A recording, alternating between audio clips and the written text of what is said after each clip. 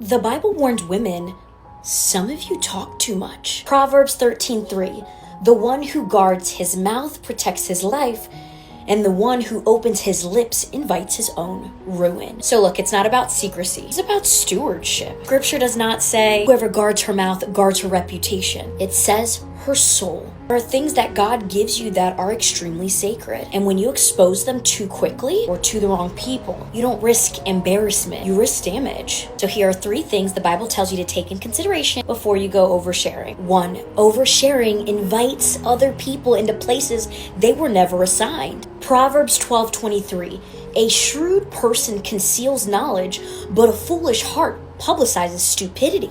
Conceals knowledge, not because you're hiding anything, but because a mature woman of God is wise. Today that looks like telling everybody what you and your husband are growing through, your business move, even a pregnancy before it's even taken root yet. Because not everyone who's listening to you, honey, is aligned. Some are curious, competitive, some are envious. Wisdom is not loud. You have permission to be selective. 2, talking before discernment opens your favor up to jealousy. Genesis chapter 37 verse 5.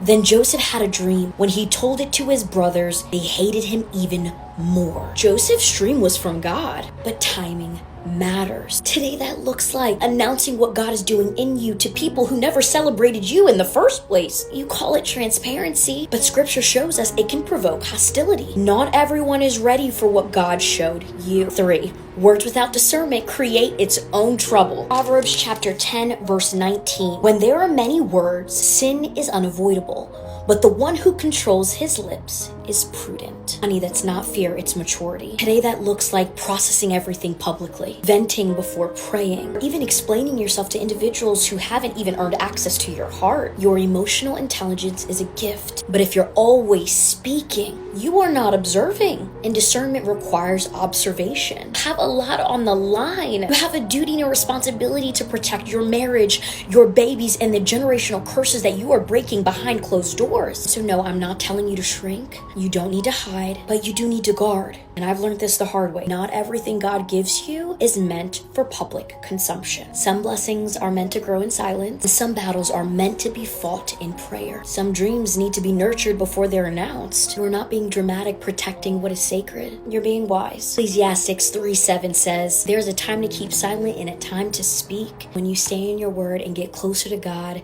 you will learn the difference. If you want to become a woman that is confident and comfortable, that you don't have to overshare, visit womensbookclub.com. I'll send you a prayer email at 5 a.m. every single morning to help you walk this thing out biblically.